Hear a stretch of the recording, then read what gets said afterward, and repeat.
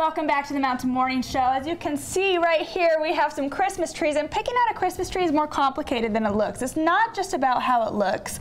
That's why I have Sophie Miles Kohler from the Park City Nursery with me today, giving us tips on how to pick out our Christmas tree.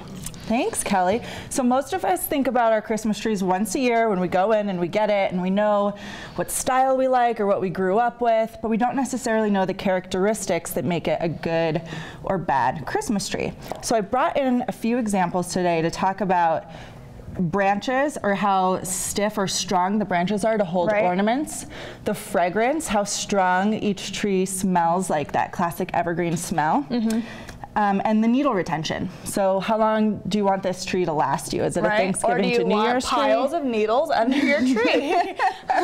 Exactly. So to get started, two of the biggest classics that I brought in are your Fraser and your Noble. Okay, this is what I get every year. I just like recognize it. I've never even really seen this, and you're saying this is a hot seller.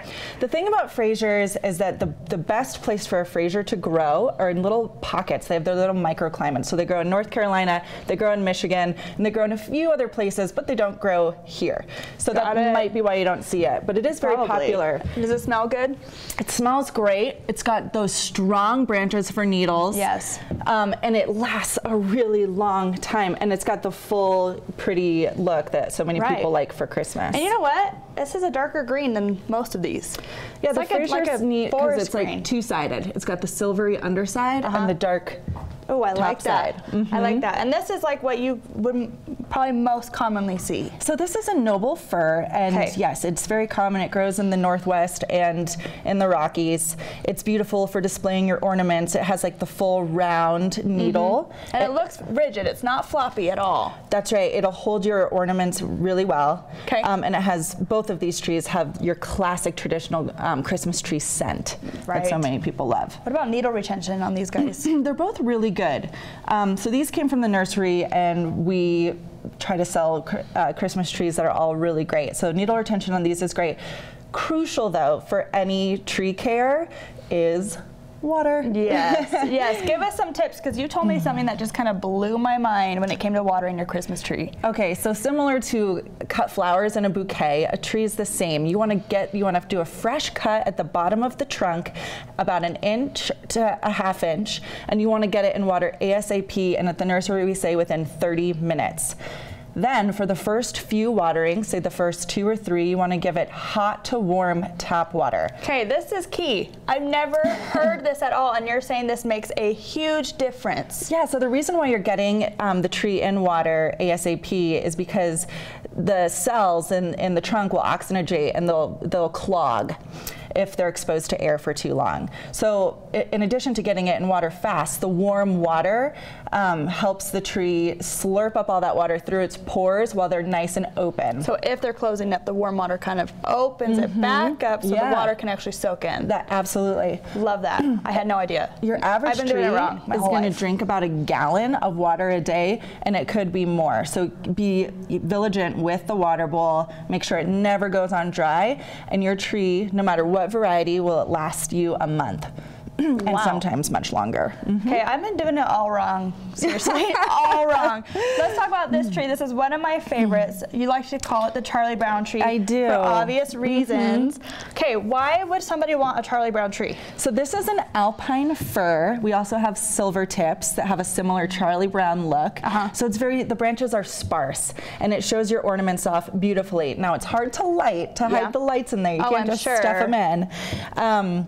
Fragrance is great, and just stylistically, if you like this look, the branches might not be quite as firm as the Noble or Fraser, but they can still hold an ornament. They're not like floppy. Not floppy. No, and these are like kind of sticking up straight. You may not want to get a glass, like a full-on glass heavy ornament for this, but like you said, because it's bare, I mean, it kind of like points out your ornaments for you. I love this. And so tell me about these, because you said this is the tree you have to probably hike the highest for. Well, you're not going to find too many tree farms growing alpines or silver tips. People are harvesting these from the mountains. So from open space. So that's, reflected maybe in them be costing a little bit more sometimes. Because it really is more work to go get them. We don't have nearly as many of these. They're sort of a specialty.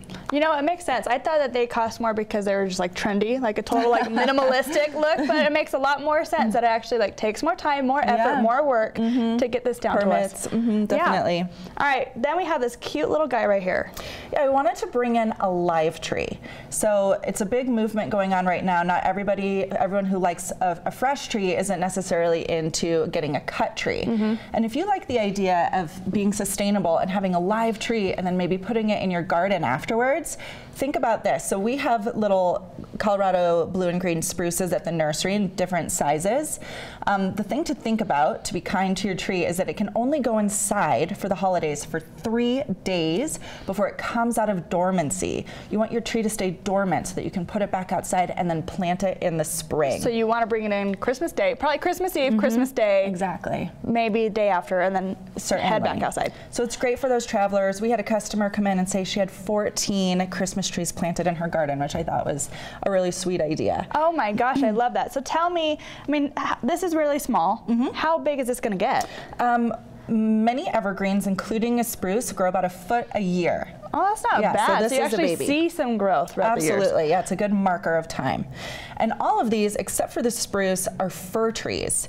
So I called them pines earlier. I said, what kind of pines are these? She's like, well, they're not pines. Firs make excellent Christmas trees because of those factors, the strength of the branches, the fragrance, and the needle retention. Pines are beautiful Christmas trees too. They just don't have the longevity or necessarily the strength. And I'd be remiss if I didn't talk about what I didn't bring in because they're too big, the Grands and the Nordman tree. So smell this. Okay. This long-needled beauty is boughs from a Grand. It's by far the most fragrant Christmas tree. Long needles for sure. I mean, these are, look at this compared to this. And the glossiness of them. Yes, they're very silvery. Yeah. Okay, tell me about this. I mean, water retention.